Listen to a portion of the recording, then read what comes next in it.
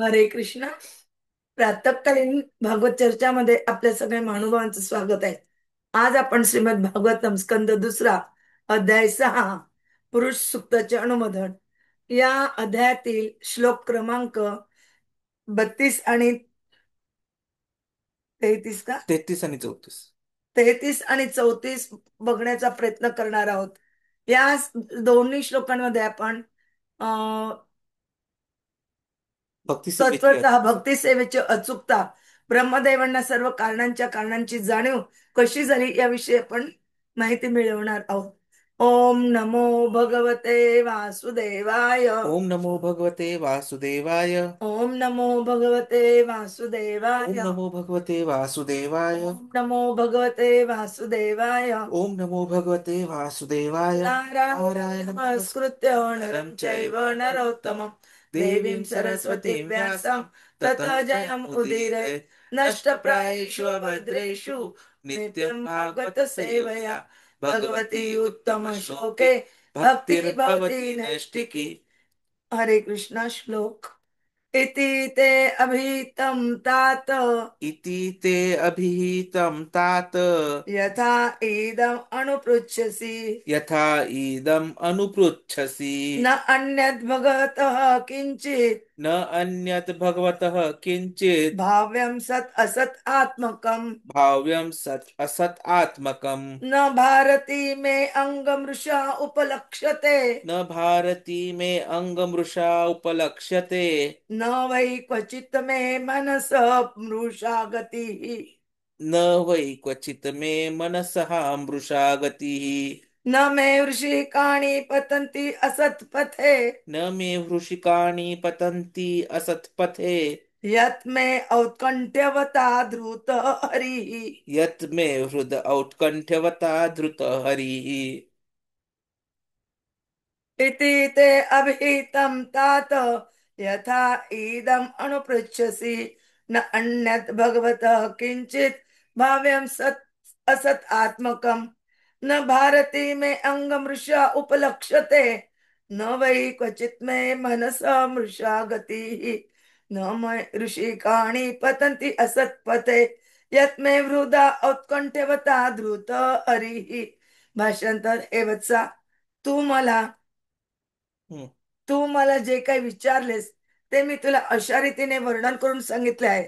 आणि तू निश्चितपणे जाणले पाहिजे की जे काही अस्तित्वात आहे, कारण आणि परिणाम म्हणून आध्यात्मिक आणि भौतिक जगतातही ते सर्व काही हम्म. पुरुषोत्तम श्री भगवंतांवर आधारित आहे. हे नारदा, मोठ्या उत्कंठेने मी भगवान श्री हरींचे चरण कमळ धारण केले आहेत. त्यामुळे मी जे काही हम्म. कथन करतो ते कधी असत्य ठरलेले नाही. तसेच माझ्या मनाची प्रगती कधीही प्रतिबंधित झालेली नाही किंवा माझी इंद्रियही पदार्थ विषयीच्या क्षणभंगूर आसक्तीने कधी अधपतित झाली नाहीत. ओम अज्ञानतिमिरन्धस्य ज्ञानाञ्जनशलाकया चक्षुर्मिलितं येन तस्मै तस्मै श्री गुरवे नमः. नमः. श्रीचैतन्यमनाभीष्टं श्रीचैतन्यमनोभीष्टं स्थापितं स्थापितं येन येन भूतले भूतले स्वयं स्वयं रूप रूप कदा कदा मह्यं ददाति ददाति स्वपदान्तिकं. स्वपदान्तिकं. वन्देऽहं वन्देऽहं श्रीगुरोः श्रीगुरोः श्रीयुतपदकमलं श्रीयुतापदकमलं श्रीगुरोन् श्रीगुरून् वैष्णवाञ्च वैष्णवांच श्रीरूपं श्रीरूपं साग्रजातं साग्रजातं सगण रघुनाथान्वितं सगणरघुनाथान्वितं तं तं सजीवं सजीवं साद्वैतं साद्वैतं सावधूतं सावधूतं परिजनसहितं परिजनसहितं कृष्ण चैतन्य कृष्णचैतन्यदेवं देवं श्रीराधा श्रीराधा कृष्ण पादान् कृष्णपादान् सगण ललिता सगणललिता श्री विशाखान्वितांच. श्रीविशाखान्वितांच. नमः नमः ओम ॐ विष्णुपादाय विष्णुपादाय कृष्ण प्रेष्ठाय कृष्णपृष्ठाय भूतले भूतले श्रीमते श्रीमते भक्ति वेदांत भक्तिवेदान्त स्वामिने स्वामिने ते नामिने. नामिने. नमस्ते नमस्ते सरस्वते सरस्वते देवे देवे गौरवाणी गौरवाणी प्रचारिणे प्रचारिणे निर्विशेष निर्विशेष शून्यवादी शून्यवादी पाश्चात्य पाश्चात्य देश देश तारिणे तारिणे वांचा वाञ्छा कल्पतरुभ्यश्च कल्पतरुभ्यश्च कृपा कृपा सिन्धुभ्य एव सिन्धुभ्यैव च च पतितानां पतितानां पावनेभ्यो पावनेभ्यो वैष्णवेभ्यो वैष्णवेभ्यो नमो नमो नमः. नमः. जय जय श्री श्री कृष्ण कृष्ण चैतन्य चैतन्य प्रभु प्रभु नित्यानंद नित्यानंद श्री श्री अद्वैत अद्वैत गदाधर गदाधर श्रीवासादि श्रीवासादि गौर गौर भक्त भक्त वृंद. वृंद. हरे हरे कृष्ण कृष्ण हरे हरे कृष्ण कृष्ण कृष्ण कृष्ण कृष्ण कृष्ण हरे हरे हरे हरे. हरे हरे राम राम हरे हरे राम राम राम राम राम राम हरे हरे हरे. हरे. हरे कृष्ण हरे कृष्ण कृष्ण कृष्ण हरे हरे, हरे राम हरे राम राम राम हरे हरे, हरे कृष्ण हरे कृष्ण कृष्ण कृष्ण हरे हरे, हरे राम हरे राम राम राम हरे हरे, हरे कृष्ण हरे कृष्ण कृष्ण कृष्ण हरे हरे, हरे राम हरे राम राम राम हरे हरे, हरे कृष्ण. आज आपण स्कंद दुसरा अध्याय 6 पुरुष सूक्ताचे अनुमोदन आणि श्लोक क्रमांक 33 ते 34 समजून घेण्याचा प्रयत्न करत आहोत. या 33व्या श्लोकामध्ये ब्रह्माजी आपले पुत्र नारद यांना म्हणतात आहे, हे वत्सा, तू मला जे जे प्रश्न विचारले त्या प्रश्नाची मी तुला सगळ्या प्रश्नांची उत्तर दिलेली आहे, हे तू जाणले पाहिजेस. आणि जे अस्तित्वात आहे, कारण म्हणा त्याचे परिणाम म्हणा, हे सगळं आध्यात्मिक असो की भौतिक असो, हे सर्व काय आहे? भगवंतावर आधारित आहे, भगवंताच्या नियंत्रणाखाली आहेत. आणि 34व्या श्लोकात ते म्हणतात की मी मोठ्या उत्कंठेने भगवंताचे चरण कमळ असे घट्ट धरून ठेवलेले आहेत, त्यामुळे मी जे काय कथन करतो किंवा मी जे काय बोलतो ते कधी असत्य नसतं. आणि माझ्या मनाची प्रगती कधी प्रतिबंधित होत नाही, मी कधी विचलित होत नाही. भलेही इंद्र विषयांविषयीच्या क्षणभंगूर आसक्तीने कधी कधी अधपतित होण्याची वेळ आली, तरी ते अधपतित होत नाही, असं ब्रह्माजी सांगतात. का? कारण त्यांनी पूर्णपणे भगवंताच्या चरणांची शरणागती घेतलेली आहे. आणि कशी घेतली, त्या ठिकाणी वेगवेगळे उदाहरणं त्यांनी देऊन आपल्याला समजून सांगण्याचा प्रयत्न केला आहे.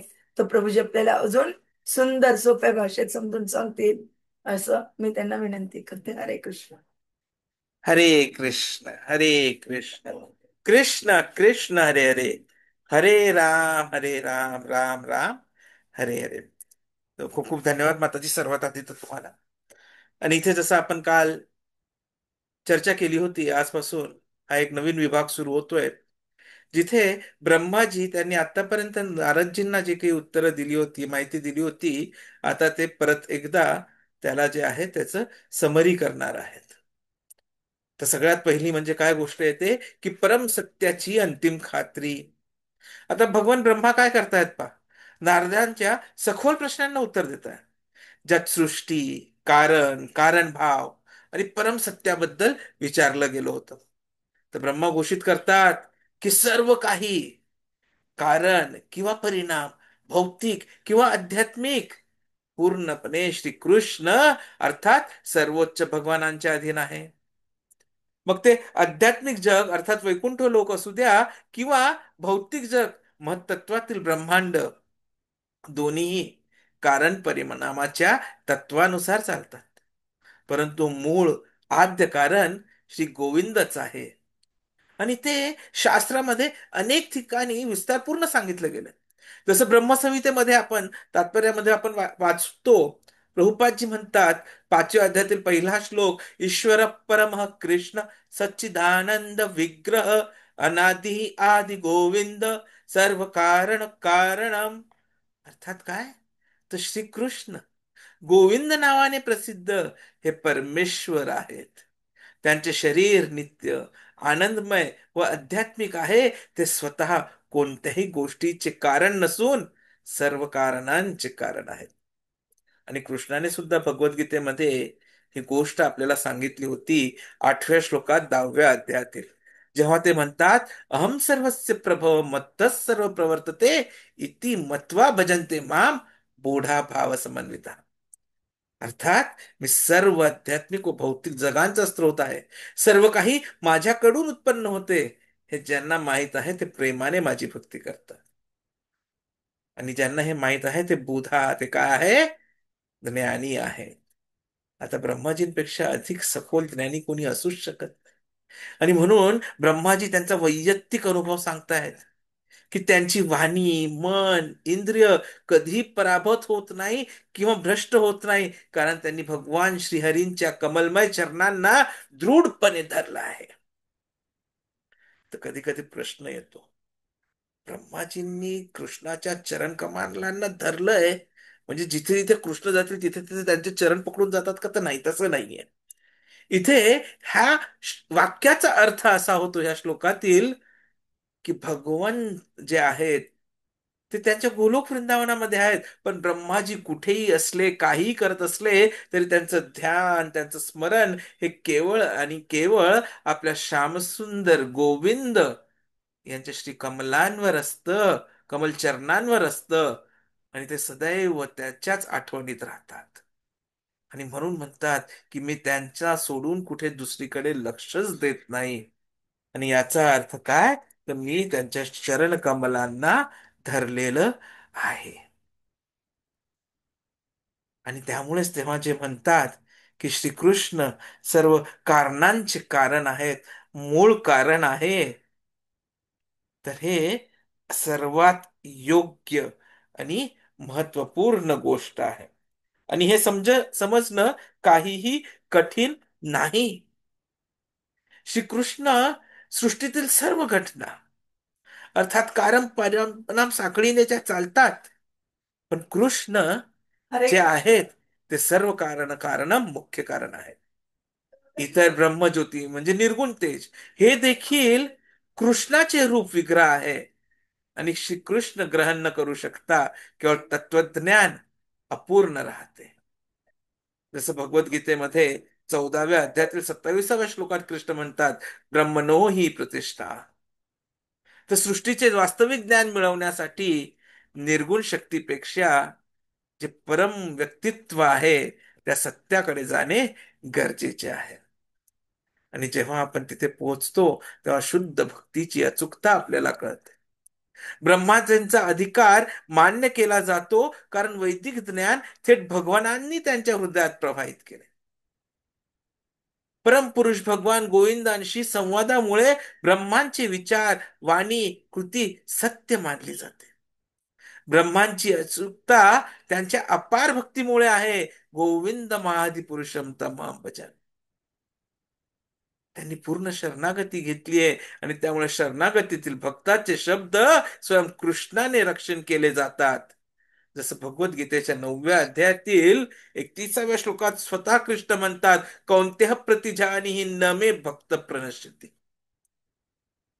कृष्ण भक्तांचे रक्षण करतात, जेणेकरून ते सत्याचा प्रवाह देऊ शकतील. या प्रकारे ब्रह्मा, मग नारद आणि शिष्य गुरु शिष्य परंपरेने प्राप्त झालेले वैदिक ज्ञान अचूक असते. आणि हा भक्ताचा यश आहे, कारण तो भगवानाच्या इच्छेशी समायोजित असतो. चैतन्य महाप्रभू देखील स्वयं कृष्णाचे अवतार, परंतु त्यांनी ही गोष्ट सगळ्यांना समजावी म्हणून त्यांनी देखील गुरुचा जो आहे आश्रय घेतला, गुरूंकडनं दीक्षा घेतली. आणि कृष्णाचं जे काही ज्ञान आहे तेच त्यांनी परत जे आहे त्याचा प्रचार केला.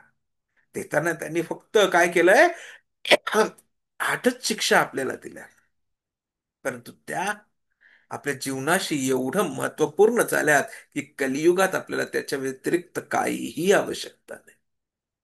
आणि म्हणून त्याने जे आहे आपण शुद्ध भक्ती प्राप्त करू शकतो. आणि शुद्ध भक्ती अर्थात मामच य व्यभिचारेन माणसाला भौतिक गुणांपासून मुक्त करते. आणि भक्ती परम साक्षात्कार आपल्याला त्यामुळे प्राप्त होतो. इथे त्याचे भक्तीचा कण आहे ना, त्या तत्वाविषयी आपल्याला जाणता होते, आणि आपल्याला त्याचा अनुभवही होतो.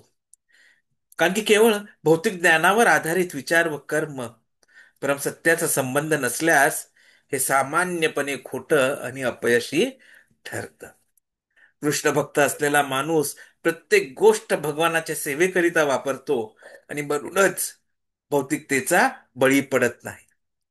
निर्गुणवादी देखावाप्रमाणे नसते.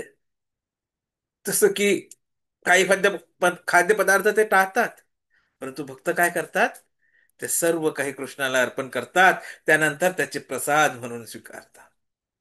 ज्यामुळे ती गोष्ट आध्यात्मिक होते आणि अधोगती टळते. आणि म्हणूनच असं म्हटलं जातं की भक्तीचा एक कण देखील असंख्य विश्वासहीनतेपेक्षा श्रेष्ठ आहे.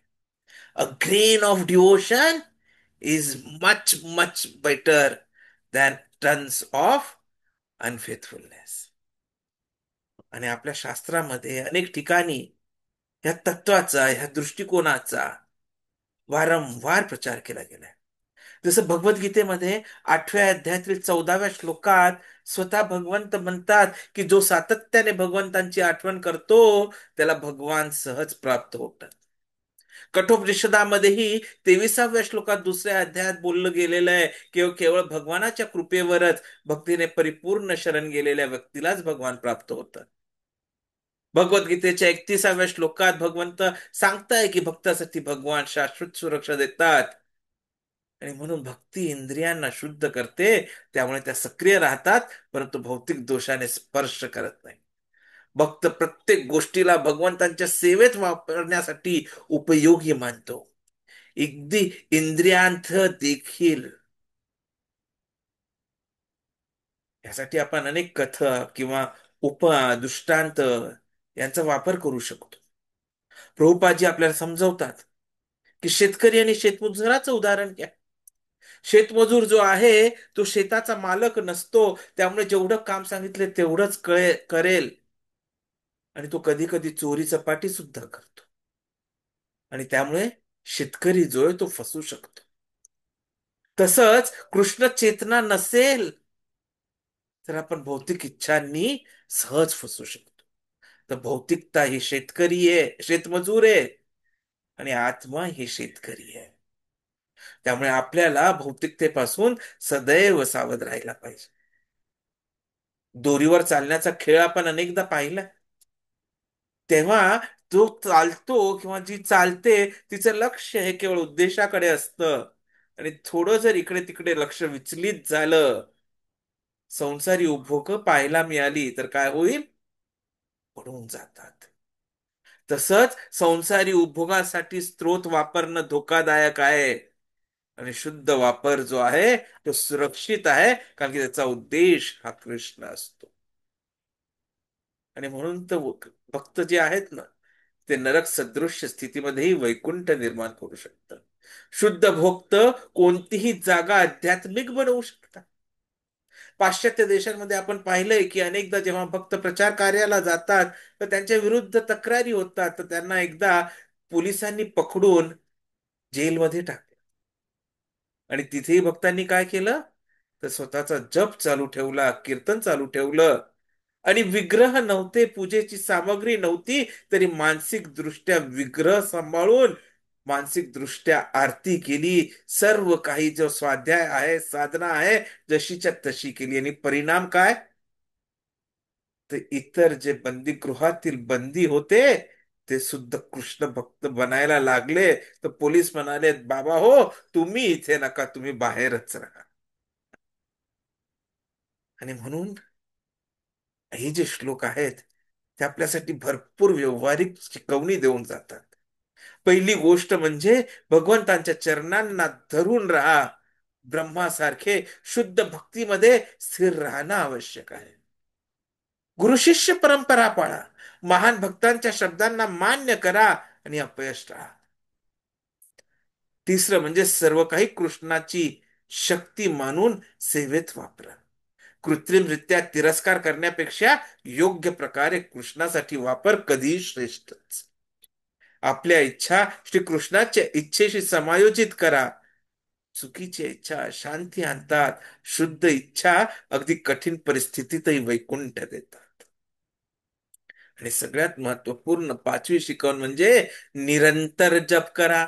सातत्यपूर्ण स्मरण आपल्याला पतनापासून वाचवते. मग हातात माळा असू द्या किंवा नसू द्या, कीर्तन आणि जप हे सदैव मनामध्ये चालू राहिलं पाहिजे. ब्रह्माजींसारखं सदैव आपल्याला केवळ आणि केवळ कृष्णाचे चरणकमलच दिसायला पाहिजे. आणि तेव्हा आपल्या ह्या श्लोकातला निष्कर्ष निघतो की कसा आध्यात्मिक जगासाठी आपल्याला पासपोर्ट मिळतो. कोणती राणीने पूर्ण भक्तीने मुक्ती प्राप्त केली, तसंच ब्रह्मा शिकवतात की शुद्ध भक्तीच परमध्येय गाठण्याचा मार्ग आहे. हीच जीवनाची परिपूर्णता आणि अंतिम यश आहे, जे कृष्ण स्वतः त्यांच्या भक्तांना हमी देतात. तर चला, आपण आपल्या स्थानावर जरी असलो तरी तिथे राहूया, मार्गदर्शनाखाली कृष्ण भावनामृत साधूया, सर्व काही भगवंतांच्या सेवेत वापरा, निरंतर जप करा आणि ब्रह्मासारख्या आपल्या वाणी, विचार, कृती सदैव अचूक अचूक शाश्वत राहतील याची काळजी घ्या. हरे कृष्णा. दंडवत प्रणाम.